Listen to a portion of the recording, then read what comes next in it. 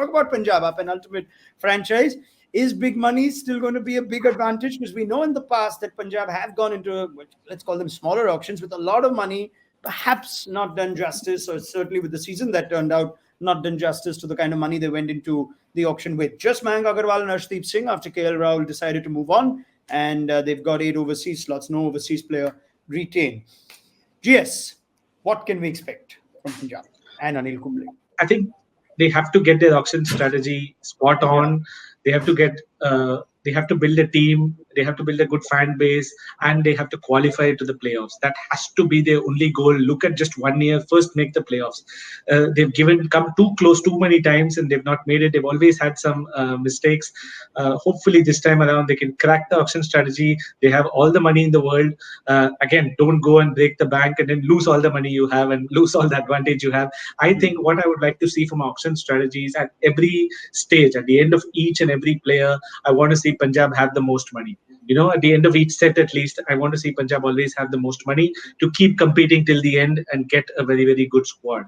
So it's hard, but if they can do that and not spend 15, 16 crores on Shreyas Iyer and suddenly have just 3 players and have lesser purse than a Bangalore and Ahmedabad and Lucknow, then you're again kind of losing the plot. Very interesting that. Akash, you think it's an important year for Anil Kumble, a legend that he is, yet to be unproven in the IPL, and it's not, let's just say, the ideal setup in the IPL in terms of success for a coach to succeed. How do you see this going? I think owners have a role to play, and even though I've not been associated to this with this franchise at all, but you still hear words, you still hear gossip that there is a lot of interference. Otherwise, it's very difficult to actually explain why a franchise would continue to underperform over a period of time. So there are decisions that are being made. There are captains who've been removed, captains who've walked out, who don't want to be a part of it. Coaches have gotten changed. I mean, everything has been changing. Why? And it's not that it's resulting in success. So I think stability, from the stability point of view, Anil should be allowed to, and I really hope that he does, because that's what, otherwise Anil should not be there if he's not calling the shots, and this should be his auction. He should decide which way this franchise heads. I don't say that they have made a lot of wrong choices.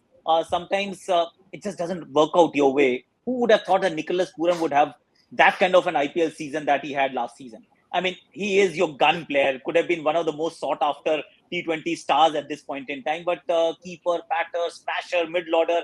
I mean, not many people players fit the bill, but he didn't do anything. There was Aiden Markram there as well.